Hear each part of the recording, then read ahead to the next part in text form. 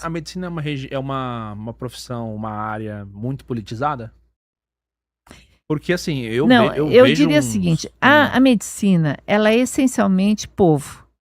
Ela está muito vinculada à questão social, porque o povo sofre muito e precisa de todos. Eu acho que a medicina deveria ser suprapartidária, só que ela não é. Ela está servindo como pano de fundo para manobras políticas essenciais. pra essa É. narrativa global que você Agora, falou. Júnior, tem uma coisa importante que é o seguinte: é, quando você proíbe as pessoas de discutirem, você está proibindo a evolução da própria medicina. A gente tem uma linguagem que é a medicina é uma sequência de verdades absolutas transitórias. O que, que é isso? As verdades da medicina mudam a cada nova descoberta. Você tem que ter o debate. Você não ter o debate, calar todos aqueles que falam contra, é sinal de que você não quer a verdade. Entende? Então, nós tivemos isso. Por quê? Por conflitos de interesse. Ficou muito claro, isso foi declarado numa audiência do Senado. Nós pegamos toda a lista de declarações dos próprios participantes da comitiva, que eram os infectologistas e pediatras, sobre os conflitos de interesse que eles tinham. Quantos foram pagos pela indústria para viajar, quantos foram pagos para jantares, quantos foram pagos para publicações, quantos foram pagos para fazer congressos, etc., porque eles tinham que declarar isso e eles não tinham declarado na audiência do Senado. Só que nas publicações que eles tinham estava declarado e nós mostramos essa ambivalência de informação. E mostrou que existiam coisas realmente graves acontecendo, que foi o que aconteceu com o Fauci. O Anthony Fauci, ele não podia ter um remédio que funcionasse, senão ele não podia dar a vacina sem estudos científicos completos. Ó, eu vou fazer um comentário sobre eu, tá? Eu fiquei em casa, eu fui do time que o pessoal chama de time pandemínio. Eu usei máscara, eu saía de casa pra comprar pão, né? Tinha um mercado, você ficava a 1 metro de distância da pessoa da frente. Você era higienização pra tudo quanto é lado. Eu saía de casa pra comprar pão, voltava, eu tinha que deixar minha roupa num canto, Tomar banho. entrar em casa já direto pro banheiro, tomar banho e ficava lá. Obviamente, eu fiquei em casa mesmo, não saí pra festa. Chegou a época da vacina. Vou lá, vou tomar vacina. Tomei vacina, tá? Tomei só a primeira dose. Mas eu tomei. Mas era Coronavac ou era Pfizer? AstraZeneca. Era Coronavac. Essa é menos mal. Não funcionava, mas não dava tanto Não, problema. era a vacina do Dória. É. Enfim. Só que assim, eu nunca achei que a obrigatoriedade da vacina, essa obrigatoriedade, você vai ser obrigado pra andar agora, a partir de agora na rua, você tem que ter comprovante de vacina pra você entrar em qualquer lugar. Pra você ir pro avião de um lugar pro outro, você tem que ter passaporte sanitário. Pra você observar, por exemplo, a tal das empresas que faziam parte do grupo essencial. Pô, fechou a oficina do cara que tava consertando o carro, mas não fechou a Rede Globo. Pois é, que estranho, Entendeu? né? Tipo, o programa da Ana Maria Braga era todo dia falando de pandemia. Né? O encontro também. Ah, não tem plateia. Mas, pô, óbvio, né? Precisava colocar plateia também no programa. Não tem ninguém assistindo lá o Domingão. O Luciano Huck continuou com o programa dele no ar. Mas o tempo inteiro era todo mundo falando de pandemia.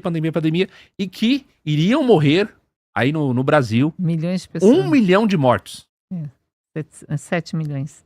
Na realidade, o pavor era aquilo que mantinha as pessoas sob controle, né? E ninguém mais morreu de gripe. Todo ano morria 20 mil pessoas de gripe. Todo ano morria de infecções de pneumonia. E daí não morria mais ninguém de gripe nem nada. Também teve um problema que aconteceu nos Estados Unidos, que eram os pagamentos por cada morte de Covid. Teve caso de gente aqui em São Paulo que o rapaz, ele era motoqueiro, caiu, morreu, e a mãe foi lá pedir, e ele era de uma firma, se ele fosse ganhar o seguro de saúde, mas se fosse morte de Covid, não ganhava seguro, porque nem o seguro paga morte por pandemia. E nem catástrofe. Nossa. E aí essa mãe estava desesperada, querendo que o filho não fosse morte por Covid. E aí veio um outro, que era um senhor velhinho, que Uhum. tinha doado os bens do seguro dele para uma instituição de caridade. Ele era uma família muito rica, os filhos chegaram e o pai estava lá constando que era Covid e não era Covid. Aí eles falaram, né, eu quero que modifique. Ah, não dá para modificar. Eles falaram, vocês modificam, eu vou chamar a polícia aqui.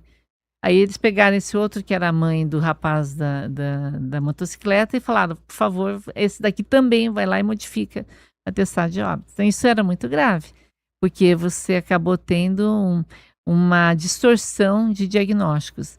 E às vezes a pessoa tinha tido a Covid e não morreu da Covid, morreu da infecção que veio depois, ou do AVC que veio depois, ou Sim, da sim. trombose que veio Não, depois. eu vi notícias sobre isso, de que as mortes eram, entre aspas, tantas, né?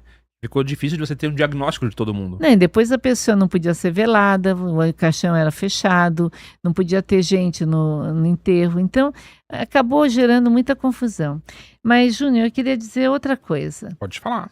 Alguns valorosos guerreiros estiveram conosco nessa guerra, sabe? Jair Bolsonaro foi um deles. Ele foi extremamente atacado, ele deu vacina para quem quisesse ter, ele comprou, ele só não obrigou as pessoas a tomarem. Eu acho que é o certo.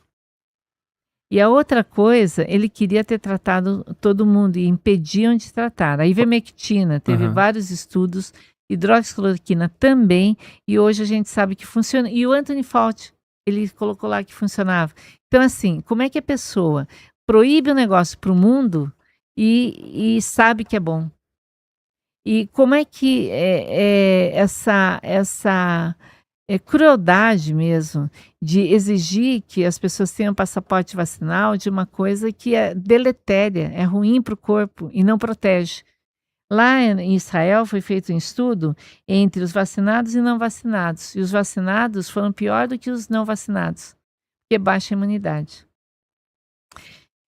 Nós temos aí essa outra questão, além da questão do aborto, a questão das infecções secundárias, a imunidade que baixa e a questão do câncer, que em alguns casos também acontece por causa dessa baixa imunidade. Mas eu quero falar de atletas que se recusaram a inocular a terapia gênica experimental. Não sei se é Kyrie Irving ou Irvine. Ele perdeu o jogador de basquete. ele perdeu 13 milhões de dólares. Kyrie Irvine é o nome dele. Kyrie Irvine. Isso. Ele perdeu 13 milhões de dólares, mas ele não se vacinou. É o Aaron Rodgers, o Novak Djokovic, o Bryson DeChambeau e o Conor McGregor. Foi feito um pedido de desculpas porque eles foram extremamente atacados e pelos jornalistas, e aí o cara disse que levantou e tinha que pedir desculpas, fez um podcast para avisar que sinto muito, eu ataquei vocês, mas vocês estavam certos. O jornalista fez isso? Olha Estados só, Unidos. pediu desculpa. Pediu desculpas. É jornalista de coragem esse, Nos né? Estados Unidos. Nos Estados Jornalista Unidos. esportivo. Tem gente aqui no Brasil precisando pedir desculpas, né? Se você pudesse listar, assim, só 3 pessoas, assim, que você acha que tem que pedir desculpa pelo que fez na pandemia. Só 3, assim. Eu acho que tem uma série de pessoas, mas acho que foram algumas coisas muito graves que aconteceram com governadores, como eu falei, que proibiram suas pessoas de trabalharem, que perderam os empregos, que despediram funcionários que não queriam tomar a vacina experimental.